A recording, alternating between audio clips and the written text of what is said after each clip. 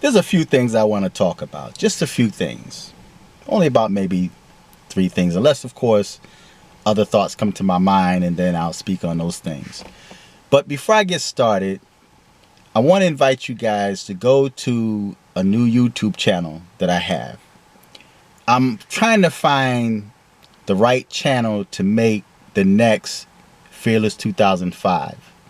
Now, to be honest, I somewhat missed that channel. I missed the videos that was on that channel because it had a lot of videos on there that I created some years ago. And now we're starting to see a lot of things unfold and manifest themselves. A lot of those videos are starting to come to light now. And I may reference those videos in a video. And it's just too bad that I can't put the link to that video on the bottom anymore because I deleted the channel. See, that's why sometimes it's not good to do things sporadically, man. Just decide to delete the channel. But I should have kept that channel open. But it is what it is. There's no sense crying over spilt milk. It's done. It's in the past. I move forward. But there's a new YouTube channel that I have. And I titled that channel Noir Glitch. Noir Glitch. Because I'm a glitch in the system.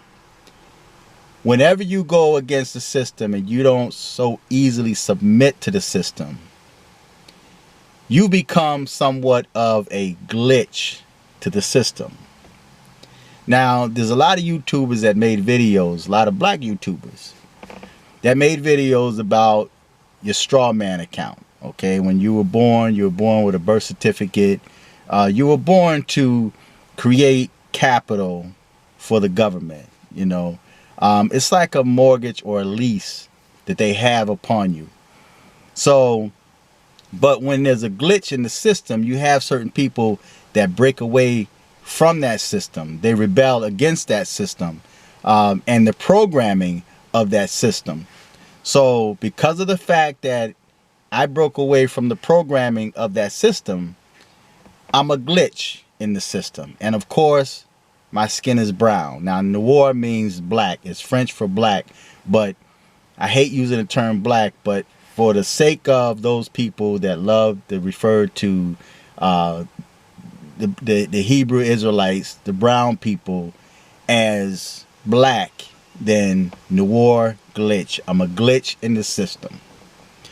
But I guess the first thing I want to speak of, but let me back up a little bit. The link to that channel is on the bottom. Noir Glitch. It's right on the bottom, right in the description, along with where you see the PayPal link and the Cash App link where you can support the channel, donate if you choose to do so. But the first thing I want to speak on is black Americans. And I'm saying black Americans purposely. Black Americans that say America was never great. Now, I watched that thing between T.I. and Candace Owens. And T.I. is a jerk, man. He's got the audacity to attack Candace Owens openly. Now, he was trying to hype the crowd up. He wanted the crowd on his side. And he got the ignorant black people on his side. They applauded. And even the host, and it drives me insane when you have people to say things like, okay, I'm the host of the show, and we're going to respect everybody's views, no bashing. And then you turn around and start bashing. You start taking part in the bashing. And that's what happened to Candace Owens, man. And I look at her like as a little prophetess at that time because she was trying to warn black people, but you got black people that just refuse to listen. Now, there's a lot of black people that took the sides of Candace Owens and condemned T.I. But she was trying to warn black people. Whenever you find someone that's trying to warn you from being taken advantage of, from danger, they're not your enemies. Candace Owens is not your enemy. Candace Owens is somewhat of a spook that sat by the door. She's a young black, very intelligent woman that happened to marry a white dude that's now getting all this public attention. When you have a person like that that's coming from the so-called black community, they can become a power to black people. But unfortunately, black people got their minds stuck on black. You sound white, you act white, you married a white man, you're a bedwench, you're a coon, you're not a part of the demon crap party. Everything that's keeping you enslaved and in captive. She tried to warn black people, but black people failed to listen. It's like with Obama. When Obama came along, he tried to give black Americans a message to take advantage of opportunities that's created for them. But instead, they didn't. They were hypnotized and mesmerized and in a trance at the fact that there was a so-called black president that they forgot all about themselves. See, black people are keeping themselves down. So when I hear black people say things like, when was America ever great? These are usually people that's never been out of the country. And for those of you that have left the country, you came back. If you go to China or Korea or Japan and even Africa, when was these countries ever great? When was the continent of Africa ever great? The same people that sold your people into captivity. So because Africa sold your people into captivity, who's the worst? The ones that sold you into that condition, or those that bought you from the people that sold you into that condition and did what they did to you? See, so yes, I'm not going to say that there's no white supremacy and racism and discrimination. I'm not going to say that. You're going to find that in every country that you go to, black people. Because you got black people that went to Europe and Asia and even the Middle East, and a lot of those blacks talked about the discrimination that they had to deal with. Even over in France and England, black people are being discriminated against. So in Russia, I don't know of too many people that black people that want to go to Russia. But yet you frown and say, when was America ever great? But yet you have the means in many cases and you choose to stay here. Or if you decide to leave and go to another country, you end up coming back here. And for those of you that decided to move to Africa and you start trying to set up businesses in Africa, because Africa, like all these other countries, want to take advantage of you. They want to capitalize off of you. They want your votes. They want your energy. And then they kick you right to the side. So for those of you that have went to Africa, decided to set up businesses in Africa, y'all decide to keep a dual citizenship. Why keep a dual citizen? Why not break ties from Babylon, from this slave-infested nation that makes you so miserable and unhappy? So if America has never been great, why are you here? Why aren't you trying to find a place that's greater than the place that's keeping you in bondage? So make sense of that. Another thing too is, and I'm not gonna dwell on that because it's stupid to me. Because black people are always crying and complaining about something. And then when you have a messenger, be it woman or man, comes along with a message, you attack the messenger. You kill and slay the messenger. Candace Owens is just a messenger trying to wake up black people. It's not about Democrat. It's not about Republican. It's not about conservative. It's not even about Donald Trump. And for those of you that call yourself spiritual, you should be able to look at what's happening to Trump, how the media, how the system, the same system that you guys say was, what is it, Illuminati, secret societies, and all these people that's in power, the Bilderbergs and Rothschilds and all these people. Now you have these same people that you guys spoke out against Trump. Why? Why are they trying to destroy this man? And when have the Democrats ever done anything for black people? When? Even the ones that you voted into office, into Congress, since they've been in the Congress, they did nothing for you at all. They haven't done nothing. They spend 24/7 on Twitter bashing President Trump. What kind of work are they doing for their district? Ilhan Omar did nothing for Minnesota. Ocasio-Cortez did nothing for the Bronx. Nothing. But she talked about the Green New Deal. She talked about Trump.